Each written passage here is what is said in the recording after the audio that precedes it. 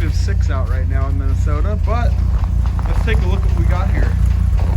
We got some dual exhaust on there. My truck has a knock in it somewhere from the cold.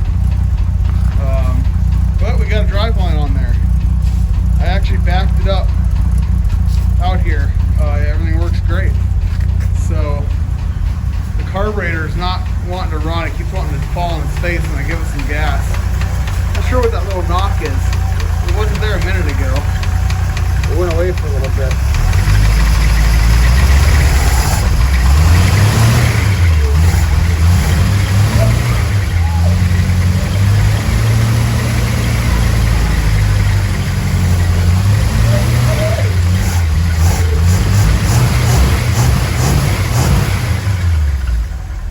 Tighten up that fan belt, but she sounds really good with that exhaust on there now.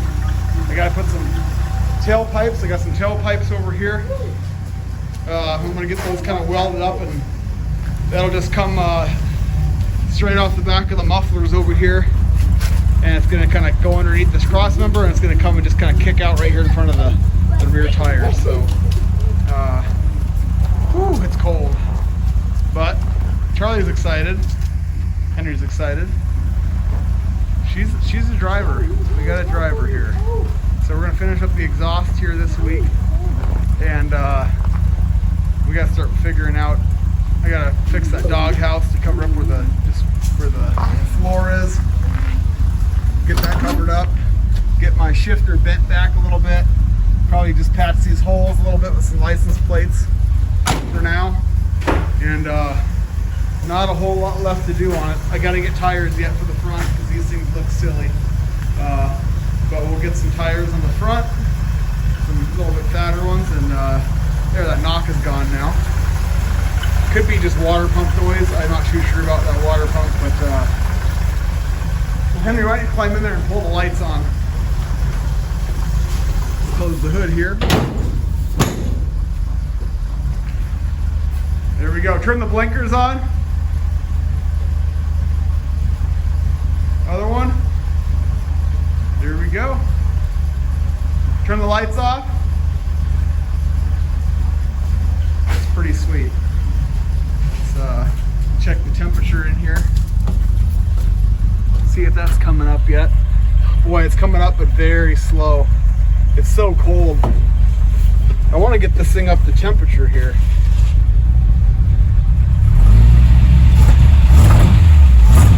Oh, it's running way better now that it's warm.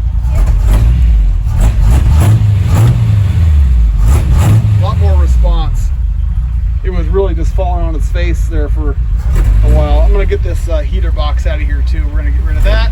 We're gonna put a little CD player in here, clean the windows.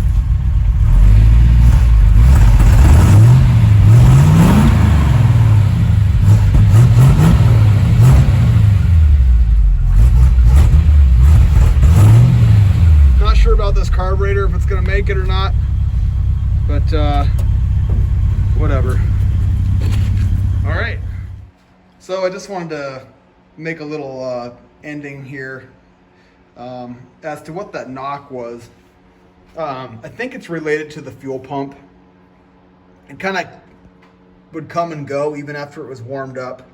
When it was knocking, I reached down, I put my hand on here, and I could feel it making the knock right down in that area.